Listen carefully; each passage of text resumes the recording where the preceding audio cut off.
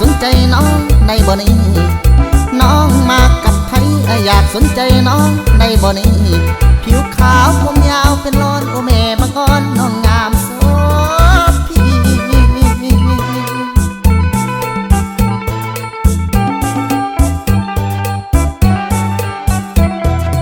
ยามน้องโยกย้ายนุ่งสินไหมงามวิไลแท่นี้ยามน้องโยกย้ายนุ่งสินไหมงามวิไลแท่นี้เบิ่งแล้วจะแม่นอ่อนซ่อนเวลาน้องฟอนสร้างแขนอ่อนอี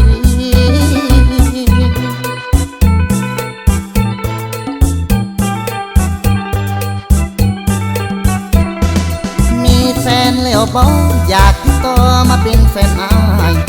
มีแฟนแล้วบ่อยากติดต่อมาเป็นแฟนอายในแฟนนักห้องอย่าอายยามเศร้าเหงาใจห้องเพียงกล่อมทุ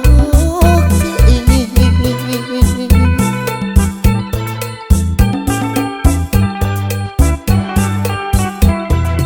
มา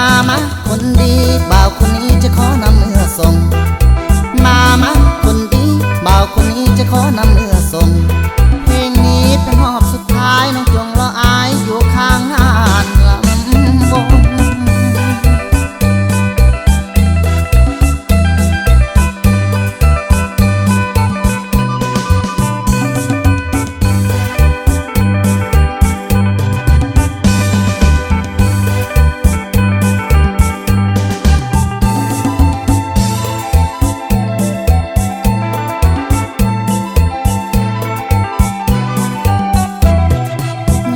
น้องโยกย้ายนุ่งสินไหมงามวิไลแท่นี้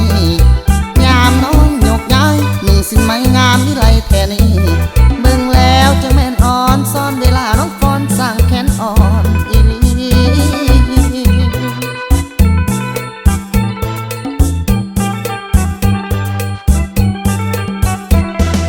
มีแฟนแล้วบ่อยากติดต่อมาเป็นแฟนอาย